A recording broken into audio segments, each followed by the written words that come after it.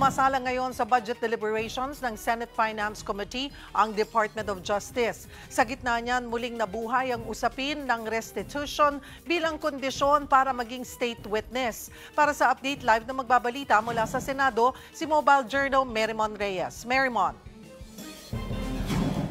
Cheryl, sa pagdinig ng Senate Committee on Finance sa proposed 2026 budget ng Department of Justice, ibinahagi rin ng ahensya ang mga reformang ginawa nila para sa mas epektibong operasyon.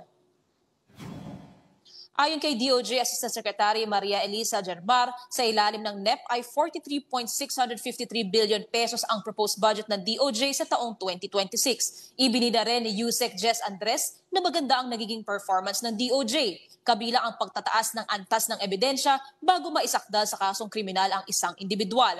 Dati kasi ang pamantayan ng pag-file ng kaso ay ang tinatawag na probable cause kung saan maaaring makasuhan at makulong ang ordinaryong tao kahit hindi pa sapat ang ebidensya.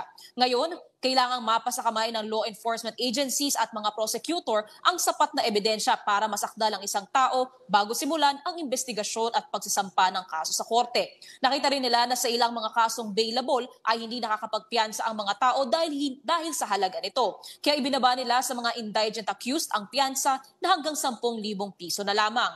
Natanong naman ni Senador Rodante Marcoleta ang pananaw ng DOJ tungkol sa sinabi ng dating Justice Secretary at ngayon Ombudsman Crispin Boying Remulla na kailangan ang restitution o ang pagbabalik ng mga nakulimbat na pera ng mga diskaya bago mapasa ilalim sa Witness Protection Program. Sagot naman ni OIC Secretary Frederick Vida, pabor sila dito. Cheryl, tinitignan din daw ng DOJ ang ultimate objective sa usaping ito at yan yung kung paano mananalo ang Estado at mapapanagot ang mga personalidad na may kinalaman sa issue ng maanomalyang infra projects. Cheryl. Maraming salamat, Mobile Journal Merimon Reyes.